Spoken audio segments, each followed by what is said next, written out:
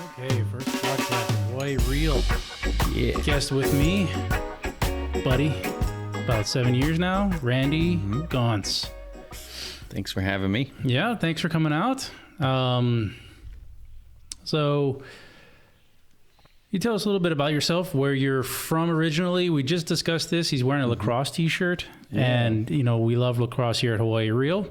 Where are you from there, Randy? So I was born in Christiana, Delaware, which is near Newark, Wilmington, Delaware, which was the murder capital of the country Nice. about 20 years ago. Number one. Yeah. First state, too. And then I moved to kind of around the Delaware Valley area, Maryland, Philadelphia. Spent a lot of time in the city. But then before I left for the military, I was kind of the lower Philadelphia area, Westchester. When did you join the military? Oh, man. It's been 2006. So I spent, Okay. 2006. How old were you when you joined the military? I was Right out of high school? Right out of high school. I took about 6 or 7 months to do some work, but I joined at 18. So I was actually sworn in at 18 years old. What branch did you jump into? I was in the Air Force, and I jumped a lot in the Air Force. You jumped a lot. Yeah. So you weren't a mechanic or anything. You were one of those guys on the front lines. Yeah, well, there was 2 jobs I did. So I went in for what they call Air Force Special Operations. It was a job called Combat Control, one of the 3 combat-related jobs the Air Force has. Not a lot of people know about the Air Force's combat-related jobs. We're known to be called the Chair Force. The chair force, Because, yeah. we like to sit in the desks. But it was something I always wanted to do. I wanted to join I wanted to serve my country, but I wanted to join something that challenged myself. I always wanted to be an Army Ranger. And then my mom's boyfriend at the time he was a former Ranger, and he said, just don't go in the Army, man. If you want to have a good quality of life, do the Air Force. Right. So it was interesting. I did a 2-year pipeline, kind of like a gut test to get into the program. And then after that, I went to civil engineering to try to pick up a trade before I got out. But I only did 6 years active and 2 years inactive. And that brought you here? No, actually. That brought me to Washington State. I was stationed at, right now it's called Joint Base Fort Lewis, but it was called McCord Air Force Base when I was there. I was there for the entire my career. Well, what brought you here?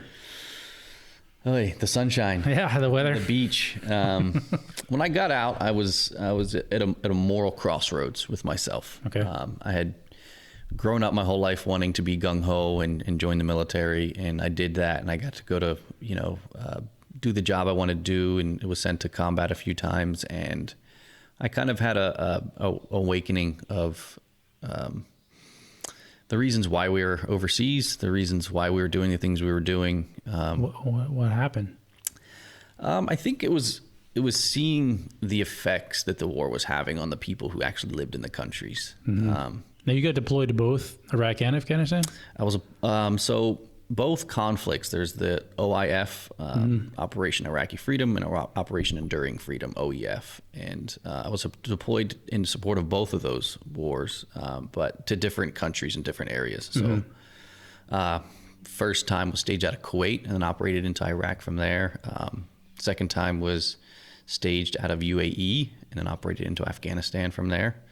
So the military is really expansive these days. We have a hand in almost every single continent, every single country. So you've been to tons of different countries that I never would have thought of. Sometimes just driving through, but most of the times doing some kind of operation of some sort. Because that's kind of opposite of what you're kind of doing now. Yeah. It's funny. People... Because right now you work for the governor's office. Yeah, correct. What do you do for the governor? So currently I am the state assistant on homelessness in the state of Hawaii. And it is an interesting job. There's a lot of work to be done there. Yeah, where they have the highest per capita rate of homelessness in the nation. In the country. Yeah. Okay. So what specifically do you do for that office now? Oh, man. So... Build tents? No. That would be funny. If we built anything, it would be better than what we're doing now. Okay. It's interesting. I'm a kind of a jack of all trades. So the job description that was given to me, I don't think I've even done any of those things that's in the job description. So I work directly for the governor's coordinator on homelessness. It's an appointed position that the governor appointed, and he hired staff members, and I'm one of his staff. And I could be doing, like this week, I was out on an enforcement operation. I do a lot of liaison work with HPD, with sheriff's office, with the outreach workers and things. And if there is going to be an enforcement, say private property owner wants people removed from their property, or DOT wants to remove people from their property, I will help kind of coordinate, and then I'll be a buffer. I'll offer services to the individuals that are getting removed. So you're actually going out there talking to the homeless people. Yeah. Building rapport. But then I could be the next day, I could be in the office for the next week doing someone's state contract for them. Or, fun. We really are all over the map. And it's because our job is no other state really has this kind of position. It was put in statute just recently, and it's kind of a newer position in the state system. We've kind of got a role just to put our hands in everything. So it's really interesting job. But this one program that I'm working on that I'm really excited about is called LEAD. It's called Law Enforcement Assisted Diversion. It started in Seattle. It came out of, there was a bunch of reports that came out in the early 2000s about the disparity in arrests between racial lines in Seattle. So the proportion of individuals who were African American that were getting arrested for low-level drug crimes was really high compared to the population. Okay. So everyone got together, a lot of the advocates, and then they also sat down with the more forward-thinking police officers, prosecutors, and stuff. Said, okay, we need to come up with a solution, some kind of program. So they designed this program called LEAD. It's a diversion program. So when a police officer encounters an individual that they know that they've been encountering time after time, sometimes their entire career. They know this person's addicted. They know that they do petty crime to feed their addiction. They get arrested. They come back out. They go right back. Vicious cycle. Right. And we all know that we want to hold them accountable and uphold the law. But at the same time, if that law is just making the situation worse for the individual, we have to try something new. So this diversion program is the law enforcement officer would make contact with the individual and then immediately call a case manager from LEAD. And the case manager would come down and say, okay, what interaction with the police is gone, and I'm going to take this person on as my personal client. They do some initial paperwork, and then they do intensive case management with them. Okay, so we're bringing that to Hawaii, or it's already here? It's here. Okay. It's here. We have just finished our first year evaluation for a pilot project, and the pilot is a very small area downtown. Okay, what area downtown are we looking at? We're looking at Chinatown area, Kaka? Right around Chinatown, Capital District, that area. And it's been actually our first year preliminary data has been super successful. And we're really excited to kind of get the program going more and to involve more of the law enforcement and things. Because currently we don't have a diversion piece per se. We have like the sheriffs will call us, or we'll know of an individual that's contacted a lot, and then we'll put them, it's like a social contact. Okay. So HPD hasn't bought in just yet, and the prosecutors haven't bought in just yet. And they're going through their own pains right now with the head prosecutor and things. We are really hopeful that the 2020 prosecutor election will be great. We'll get someone who's kind of forward thinking, that wants to do diversions, that wants to do a little bit of reform our criminal justice system here in Hawaii. And that's good. And that's another note that we'll probably hit on, the prosecutor coming in when that whole election comes in. I'll probably have you back talk about that. That's an exciting part for the prosecution and HPD, and I think a lot that's going to go on with the communities, like what's going to happen with different types of crimes. Are they going to get different kinds of priority, or what's going to happen with that? So what happens with the homeless people now? I mean, with LEAD, are they actually getting taken and put into housing or homes or anything like that? Or what's the end goal of all that? So if we're talking about LEAD specifically, LEAD doesn't have a direction that we want to put the clients in. We just want the clients to get better. And how do you define better?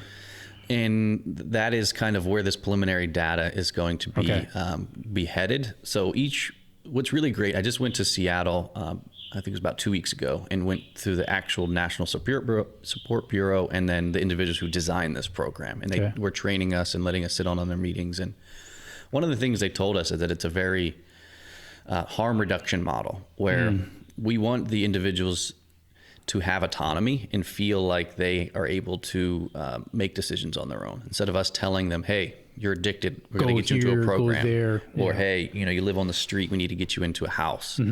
We allow them to come to us. We build that rapport, we build that trust, and we just ask them, what do you need to get better? What do you need to improve your life, your quality of life? And sometimes, it'll take, Seattle Lead's been up for 8 years, and sometimes within those 8 years, they still have guys that live on the street that are addicted. But their citations have decreased 70%, or their encounters with police officers have decreased. So it's taking that burden off. So this isn't like a swooping sword to just solve everybody's problems. This is just one solution that's going to go forward. Right. Okay. And the data suggests that it's a great solution instead of trying to put everybody into a box. And just in our year here in Hawaii, we've housed, I think, 7 or 8 individuals. We've got individuals on rehabilitation programs. We've got people reunited with their families. One lady had her child taken away from her for Child Protective Services, and now she's in the process of getting them back, and they're both going to fly back to the mainland and live with their family and their parents again. So it's good. It's been really successful because, again, there's not we're not making decisions for the individuals. We are just saying, hey, here's the gamut of resources we have. We're here to support you. We're here to give you what you need. And I think a lot of the times, for specifically people who are homeless, that they feel like the system has failed them for so long. That the system, they're out of choices. And they're not going to rely on the system, at least from the get-go, to solve their problems for them, because that's why they're there in the first place. So when we tell them that, hey, I'm not here to push you anywhere. I'm just here. I'm here if you just need someone to talk to, or you actually want to get into a home. And then so you're there offering them choice. Basically. Exactly. Choice and helping them after they make that choice to further go on the steps to get to wherever they want to go. Right. And I think that's important. I think if they make the choice subconsciously or consciously, they're going to make that more of a permanent addition or permanent solution for themselves. Right. As opposed to somebody telling them to do something, or telling them, or putting them in a home that they maybe don't want to be there. It's different than if they choose to do that. I think that's good. That sounds like a great gig you guys got going on. I'm really excited about it. I mean, I personally I'm not like on the payroll for Lead or anything, but from the state's perspective, I'm kind of like the liaison, and I help coordinate the calls and stuff like that. So the Seattle trip was great, and I'm just super excited to get it going the second year. And hopefully after the second year, we can get more funding. We only have $200,000 right now. That was allotted to the program, which is nothing when you think about state programs. You're dealing with all the homeless? Yeah, no, it's nothing. Yeah. And at the end of the day, our preliminary data was just, it just shocked all of us. We were like, wow, we've dropped off. Some people had like 360 encounters with the police officers in 1 year. I believe it. 40 some arrests, and a lot of it sit, lay, and lie, or they were just in the park afterwards, stuff like that, picked up on warrants. And since they've been in the program, it's like now a third of what they were encountering. So beautiful. It's taking off the burden of police officers and the hospitals, you name it. I mean, it's been positive. Very good. Very good. So what would you say is like your goal personally here in Hawaii? In Hawaii? Oh, man. I know you have a lot. Maybe you can touch on one or two of them. I would say professionally, my goal would be to just be a part of the solutions to make Hawaii a better place than when I first arrived here. And I do see myself as a visitor here in Hawaii because I've been lucky enough to be Hanai'd, and for those that listen in Hawaii, we know what Hanai is, but I've found someone in the community that has taken me under their wing, an older guy who's an older Hawaiian, and it's kind of given me a sense of place and a sense of purpose here, and brought me into his family since I don't have any here. And really understood that this place has such a recent history of the United States coming in and asserting its dominance. Right. And as a United States citizen, I just have to keep reminding myself that, I'm here on the goodwill of people who have opened their hearts. Right. Given what has happened here. Yeah. So you're really involved in the Hawaiian community now. Very much so. Very, very much so. And I think it's connected with me on a level that I've never had this kind of deeper meaning to myself. And my master's degree is in sustainability, global leadership and sustainable development. And a lot of those principles are embedded in the Hawaiian culture of like how to take care of the place we live, how to take care of each other, how to take care of the natural resources.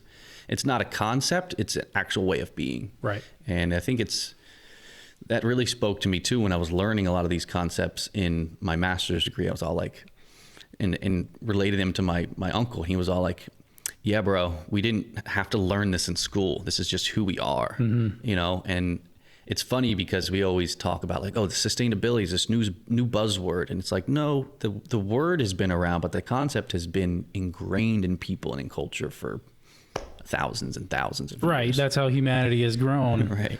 Throughout the world. A lot of indigenous peoples throughout the world, Native Americans, you name it, they learn to live kind of in harmony with their surroundings. Right. They take what they need. They don't take in excess. Right. And absolutely. Yeah. Our Western society, actually world society now, has gone way beyond that. So beyond it. We have a... do you feel there's any way of going back, or... Oh, yeah. We just need to figure out to use technology and what we have now to maintain sustainability as we grow as a population? I definitely think there's a way to go back. There's actually proven studies that we can go back. But now, what do you mean when you say go back? Well, okay, I just return to a more sustainable but regenerative type society, environment, and mindset. So like the amount of carbon we have into our atmosphere right now in parts per million, that is unheard of for humans on Earth. We could go back to a lower parts per million, and then we could also regenerate soil. We could capture that carbon back into the soil. We can reverse some of the processes that we've had so far. We definitely have gotten to a certain point where we're going to have to deal with some of the damage we've already done. But the Earth has been around for billions of years, way before us. It's a resilient ecosystem that is going to, one way or another, survive. And it's going to change on its own time frame too. Oh yeah, for sure. It's been such a dynamic ecosystem for billions of years. So. But I definitely think there's things we can do.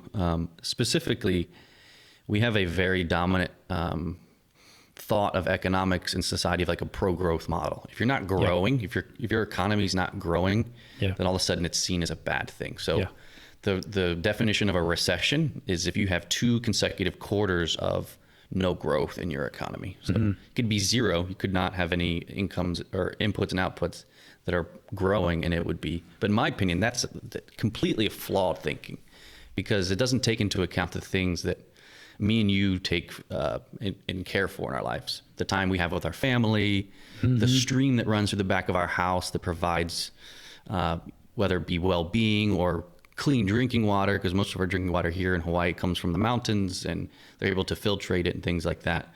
All it takes into account is, are we growing?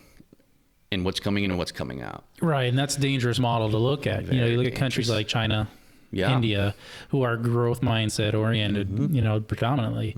And I understand they're coming from, having a vast population that they're trying to pull out of poverty, and they're trying to feed them, they're trying to get them to work and stuff like that. And in order to do that, there's going to be a larger carbon footprint in order to have, them growing a lot of food, transporting that food, clothing, all the things that we take for granted on a day to day. They're still building massive amounts of that. Yeah. And I think I heard a fun stat that in the past, I don't know, but like in the past 10 years, China has poured more concrete than the United States has poured in the past 100 years or something like that. Yeah, I don't doubt it. I mean, it's a crazy amount, and they're massively expanding. Yeah.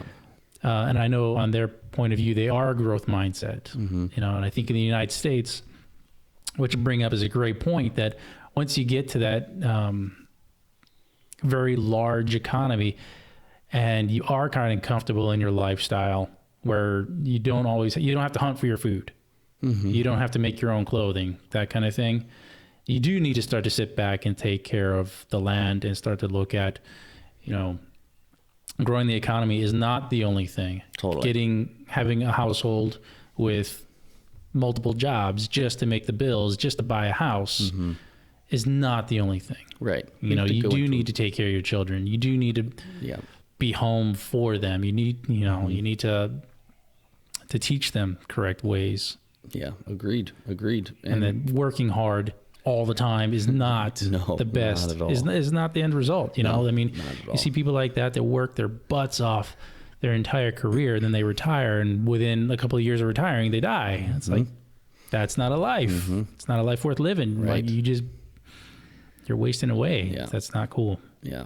On the point of local topics that's going on today, Mauna Kea is a big issue. It's garnered national news, world news even.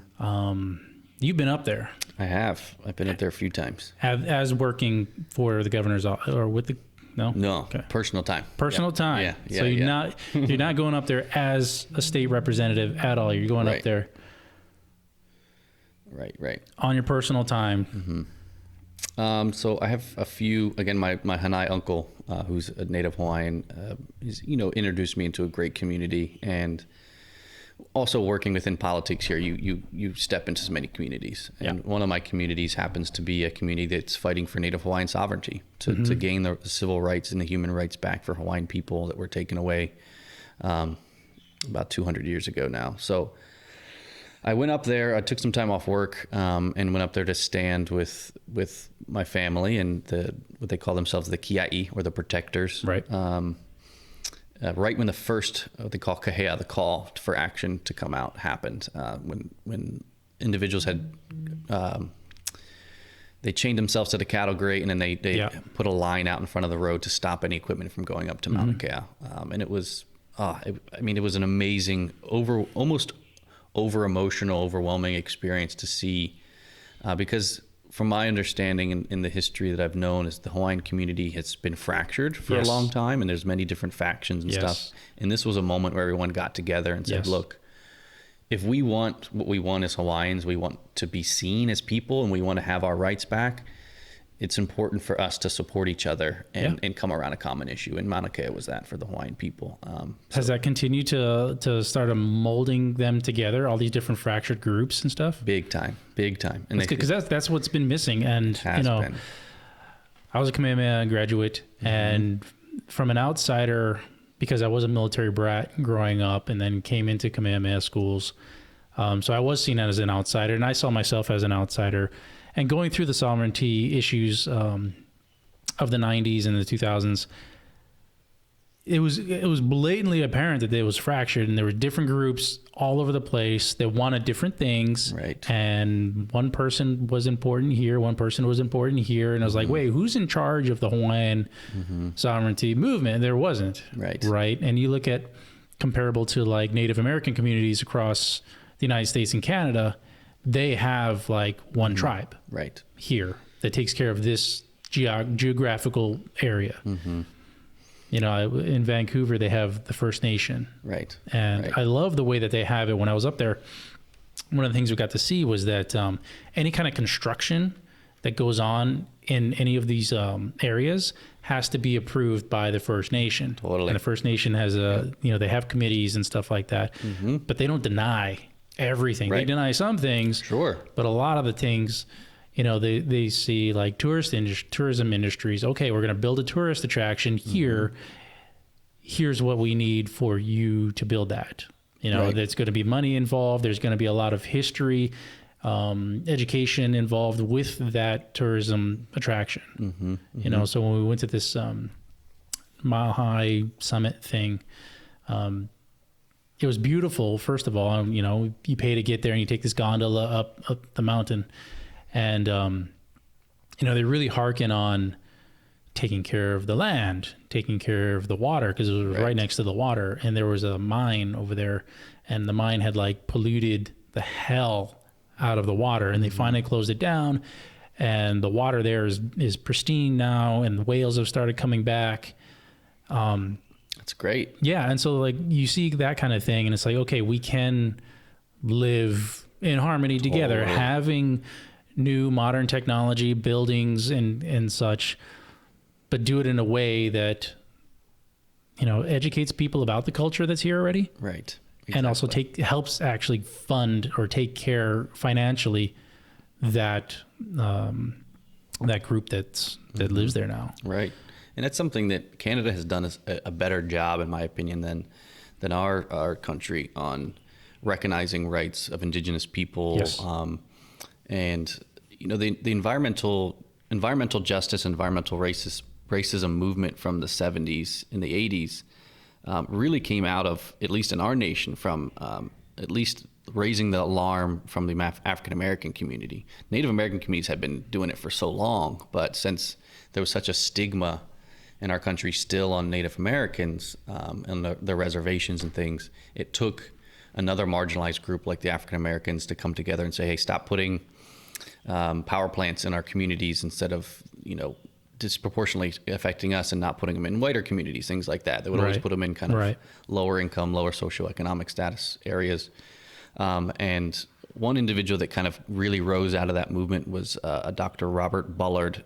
He was a pastor, and he had put together this environmental justice framework. And then at this next summit, I think it was 1988 or 1989, he brought in First Nations people and Indigenous people, and he quoted Malcolm X saying that it's not enough to bring marginalized people to the table. They have to be eating what's on the menu. Yeah. So saying that, okay, you can have people in menu or people at the table and like make it look good, but unless those people are involved in the decision making, unless they're actually crafting solutions for their own communities and then working with everybody else to make those solutions happen, you're not getting the full buy-in, and you're not getting, and still, in my opinion, that's currently what's still happening here in Hawaii. Yeah. Is that big developers or big projects will go through all their processes and hold public comment periods where they say, okay, if you guys want to comment on our project that we've already built out and we've decided that this is going to be good for your community, come give us your knowledge or what you think is good for it. But they need to be in there, involved from the get-go, from the very beginning. Yeah. And for example, the Mauna Kea issue, you know, Hawaii Island should decide what economic development is for Hawaii Island. And this telescope that's coming in, the 30-meter telescope, is a project that was designed from outside of our state, and it's being financially supported by China, France, Canada, and some others. And they're saying this is the best place to put it. And then they're working with the UH management and some astrology individuals there, and then going through the permitting process through the state. Right. And again, this decision to put telescopes on this mountain never came from Hawaii Island. Never did. And I think just fundamentally, I mean, take all the other stuff out of the way. If you just have that in front, you're all like, okay, there's something wrong. Right. Because obviously there's a ton of people that don't want it. I mean, there's 20,000 people that just marched through our streets a week ago on the weekend. And that's just people who were able to make it. So there's probably a larger population. But I think it's a beautiful thing. When I was up there, I felt very safe. Every time I would see someone, they would greet me and say hello. You know, everyone was making sure everyone was fed and taken care of. There's a whole medic crew up there. A lot of former vets actually as a part of the medic group. It's kind of the antithesis of what our pro-growth model or unsustainable model we have here. It's kind of really cool to see the contrast of people pulling resources together, not having to spend money. The resources came out of like what you could provide. And then there was also a space for people to create things that they saw that were missing. So for example, my friend Kaniela went up there, and he has a young kid that's I think about 2 or 3, maybe a little older, maybe 3 or 4, toddler. And he was all like, you know, I want to go do these speeches. And he was teaching some classes. He's like, but I got no one to watch my kid while I'm doing it. He's like, had his kid with him in tow, and he always brings his kid around, which is great to have his kid experience these things. He's like, but I would, you know, like, it's a little bit of assistance. So he built a kind of a keiki tent and brought in, you know, solicited donations, and they were able to use some funds and made a cool little area for kids, and now there's an entire daycare up there. You know what I mean? So they allow people space to make things. So in the larger issue of the telescopes being built up there, do you see any possibility of it going forward in a different form? Obviously, it's not going to go up there in the current form. Sure. I think that line has long been drawn. It's done. It's not going to go up there the way that they had planned. Do I see the TMT going forward, and if there's a way forward for it to be built? That's a tricky question, because the concept of ho'oponopono, which is kind of mediation in the Hawaiian culture, for even to initiate that process, the threats or the acts that are going to be detrimental to each side have to be off the table. Right. And that means that the state would have to come to the table and all the other entities and say, okay, we're going to stop this project. Yeah. And then we can discuss about how we move forward as entities to talk about projects in the future. Mayor Kim is the lead on the project right now. He's the mayor of Hawaii Island, and he kind of put together what he thought the path forward was. I think it's like a 12 or 15 page document that lays out the path forward. But from the very beginning, it's pretty much saying we all need to compromise of how we can build this on top of the mountain. Not how do we compromise building a telescope sometime in the future, because this project is kind of scrapped in the way the way, shape, and form it is now.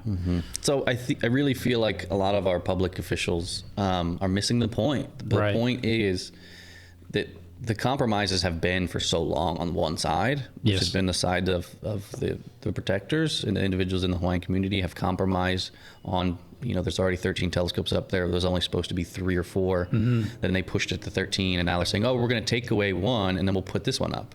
So there's still going to be 13. Well, this one's the footprint of all 13. This one's going to be the largest telescope in the massive. world. And from a citizen looking in, I like to think of myself as a citizen of the world, not just Hawaii, not just the United States. Those being my priority as a citizen. However, I do see myself as a citizen of the world, citizen of humanity. I was watching a thing on Neil deGrasse Tyson, the astrophysicist, and his comments on Mauna Kea. And he basically boiled down to like, this is kind of like the eye of the world looking into space. That's what it's going to be. Yeah. So whatever your religious affiliations or anything like that, this could take you closer to whatever your religious beliefs are. I totally agree with that. However, bring back to the point of the indigenous people weren't involved in the process from the get-go, and now they're just trying to compromise so that they can build said telescope the way it is. Totally. And it's like, dude, backtrack. Right. Pump the brakes, bring it back. Yeah. Look at how we treat indigenous people in other parts of the country, and especially in Canada. See what they're doing. Right. See how they're getting people involved, the indigenous people involved, to help build it. Right. And I think if they were involved from the very beginning, that this project could have been 10 times better than it is now. Totally. Because the indigenous people, there's this narrative that it's religion versus science, but the Hawaiian people, their culture is also based in science. I mean, they're the best navigators in the world for generations. I know Thompson's thing, he had a short video on how they did the navigation, and they actually turned the entire ship into a compass. Yeah, it's beautiful. Yeah. And I think, again, missing the point that the state has been doing is that this isn't about stopping this telescope. Like, I know people that are up there on that mountain that are astrophysicists. Like, a friend of mine is in school right now at UH in astrology, and is employed by NASA and works with the telescopes, but he's protesting the telescope because he's a Hawaiian by culture, is saying, look, we want this technology. This technology, we want to exist in humanity. We just don't want it to oppress people continually. And we don't want science to be based on oppression. Right. Because science has so much great potential, modern science, that if we already keep building it on this foundation of hurt and oppression, that there's possibility that it could not exist in its current form anymore. So. Right. And there, it kind of feels like the TMT builders are completely ignoring the whole sustainability part. Yeah. Where they just keep building up there. It's like, okay, there's places to build up there, clear those off first, then build up there. Oh, you can't do that? Well, and then there's policies that say that, you know, if they build more, they're supposed to decommission some and they're supposed to take some offline. And it's been in the state audits from year to year that said they have failed to meet the requirements to decommission. Yeah. So all the telescopes that are built up there now none of them have been decommissioned yet. And they're supposed to be decommissioned already. Right. So people are saying, you've already failed to do all of these things you promised us to do. Why are we going to believe you about all the promises you're going to make us about this project? Right. And then the Board of Regents just approved another telescope on top of Mauna Kea like a week ago, that like in the future after TMT. And so people are all like, how deaf can you be? Right. You know, so. I didn't know that. I don't think a lot of people knew that they've already approved another future telescope after the TMT. Yeah. So, and I don't know the details of that, but the details aren't set. I mean, it could be that they want to decommission one and put another one in that footprint. But currently what they've signed on to from a long time ago is that once they put a telescope up there, they have to make sure they can return the land to the way they found it. Right. And it's impossible already. From like the Subaru telescope, they shaved off a top of the pu'u, the top of the mountain. Right. It's never going to go back to exactly how it was before. Never. So again, just a lot of like tone deaf people that don't understand the full complex issue of it, and they're just clouded by their bias, which is unfortunate because, you know, bias is okay in some sense. It's built into us as people to protect ourselves. To, you know, if we go by a bush and we get bit by a snake, we're probably not going to go by that bush anymore. You know what I mean? It's inherent in us, but we also have to realize that not all bushes are bad, and that we can't be scared of all the bushes, right? So. Don't be scared of bushes, people. Don't be scared of bushes. Unless they're burning. Or talking. Yeah. Reminds me of like the Three Amigos. Right. No, that was the singing bush. Yeah. The singing bush. Yeah. There you go. She'll be coming around the mountain and shaking. That's a great movie. Three Amigos. It is a good movie. So yeah, I think, you know, there's a lot to be done. There's a lot of work to be done. And I don't think the Native Hawaiian community needs to budge unless they're budging on not building anything up there ever again, no matter what. I think that's not going to happen. I think you do have to realize that, no, we have to build things up there. We have to build things, you know, in varying places around the state. But we need to do it in a way, like the Native community needs to be involved. And, I think the government needs to get them more involved. And in order to do that, I think the Native community needs to come together as one and have one committee or one board or one governmental entity, you know, however they choose to do that. I don't know. But if they're going to start voting on their own senators, voting, you know, just make your own government. Just put it together. Sure. You know, we did it 200 years ago. We can, you know, Hawaiians can do it. Yeah, and that's up to them to decide, and that's the essence of self-determination, right? I mean, every individual on this earth has the right to self-determine what's best for them and their community, and that's the principle of freedom. You know, that's the very, very essence of what freedom is. And if our country wants to put that stake in the ground and say that we protect all the freedoms of every person inherently on this earth, then self-determination needs to be one of them. And so a lot of the pushback that I try to insert myself is when people are trying to tell the Native or the Hawaiian people what they should and should not be doing. So like people saying, well, they shouldn't be protesting like that. They should be protesting like this, or they shouldn't be why didn't they protest the hotels down in Waikiki? They should be doing it this way. And it's infringing on their self-determination, because there's so many different factors too of why 2 generations, 3 generations ago, they weren't protesting. Back then, it was still illegal to speak Hawaiian. So it was shameful to be who you are at your core. You couldn't speak it in schools. I mean, that's insane to think about. You couldn't speak your own language. You know, my uncle's grandmother would never speak Hawaiian. See, I got a question on Hawaiian language. So it kind of died out, right? And I know you're probably not the one to ask, and I probably have to have someone on to ask this question too. But how do we know what it actually sounded like in Honolulu, the actual Hawaiian language? Were there Hawaiian speakers that continued throughout the generations, even though it was killed off in schools, it was killed off in government, it was killed off in public? Or do we learn Hawaiian from outer islands? Both. Okay. So luckily, my undergrad is in linguistics as well. Okay. So I got to do a lot of studying about local dialects of Hawaiian and things like that. So each island had their own dialect. Totally. And back in the day too, even the Hawaiian language, the dialects were so strong that today's people might think them as different languages. I mean, even English here, you go to Maui and they speak a different dialect in Maui. Totally. So yeah, I can imagine way back in the day when they're going using ships between islands and people just grew up in an island and never left. Totally. They probably didn't sound a whole lot like each other. Right. And the Hawaiian today is completely different. I mean, it's the same structure, it's the same tones, it's the same words, but the way it's spoken today is obviously because of his history and the way it's been brought back. It's a completely different. If someone was from, the time of the monarchy was here today and listening to someone speak Hawaiian, it would probably be pretty difficult for them to understand, although it's the same language. Same thing like if we brought someone from the medieval times to come speak English to us today, their English, we would be like, what the hell are they talking about, right? But it's the same language because language really is just like your structure of it, your verb structures, it's subject, verb, object. What are the intonations? How do you say it? So like Pidgin, which is an actual language, but it's in Hawaii. And it's been looked down upon for so long, right? Still is. But it's an actual language. It was developed because the Chinese, Japanese, Filipino immigrants, right. came over to work on the plantations, and they wanted a way to communicate. So it's based in an Asian language, like the verb, subject, object. Yep.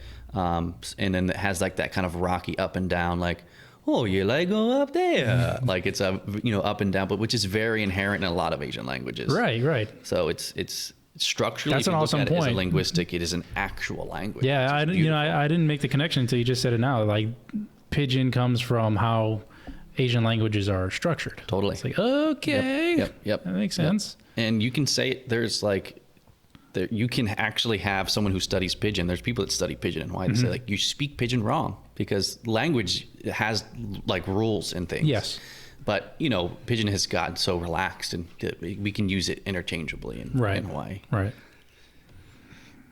No, I won't let my kids speak Pidgin. Sorry, no. Speak how the royals spoke. They spoke good English, and that's how it's gonna be. Sure. But yeah, no. So I've always wondered about that. It's like, how come in the Hawaiian language, in the Hawaiian alphabet, all of our letters are whatchamacall, phonetic, right? Yeah, phonetic. Phonetic alphabet. However they are in language is how they're said right, except for the W. Except for the W. Why is that? Great question. Like, was it like at the time that they made the alphabet, or the missionaries or whoever came in made the alphabet? Were they making the alphabet with a section or group of Hawaiians that actually pronounced it as a W, as a soft W? Right. Is that the correct term, soft W? Sure. Not a V. I don't know. No, I think we get what you're talking about. But like, why is it pronounced Hawaii instead of Hawaii? I think. Why didn't they use the letter V? I think it just comes like with a loss of, because Hawaiian was never a written language, right? It was always passed down for generations through hula, things like that. But if you're making the alphabet, why would you use the letter W?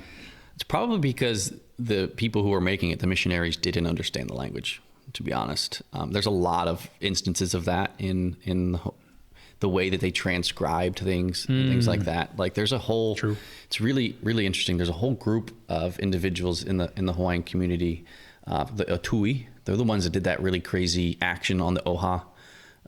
They locked down Oha last year. Yeah, Remember hearing about that stuff? They went to the offices. Yeah, and locked it down. So they have like this worldview that there's a different transition of history and there's a different pronunciation of some of the islands, and it's because white people who came here to write down the island names just got it wrong. That's probably true. I mean, we don't know. Yeah. I mean, it's crazy. But they don't know either, because who's going to be a time traveler? Totally. It's the only way we're going to know. Yeah. It wasn't written down. But you can take that to like ancient Egypt. You can take to Native Americans. You can take it all the way back to all types of cultures. Right. Where that kind of goes back where, no, it didn't sound like. But, even in English, like we still speak English, and things from, the 1700s don't sound the way that we talk right now. Yeah. And heck, even the way that kids today talk Right. Yeah. Sometimes it doesn't sound. I just like, what did you Foreign. just say? He's Yeah. like, please don't talk like that. Yeah. It was the same when we were kids, though. You know, like when I grew up in the East Coast, and sometimes like the dialect and the slang from South Philly, and then when I moved to Washington, you know, I was still saying there's this word in Philly that we use, John. So like it's like Dakine. It's exactly like Dakine. It's like, yo, pass me to John. Like your phone, give me that John. Or did you go to the John yesterday? Or you know what I mean? It's like That's so weird. JAWN.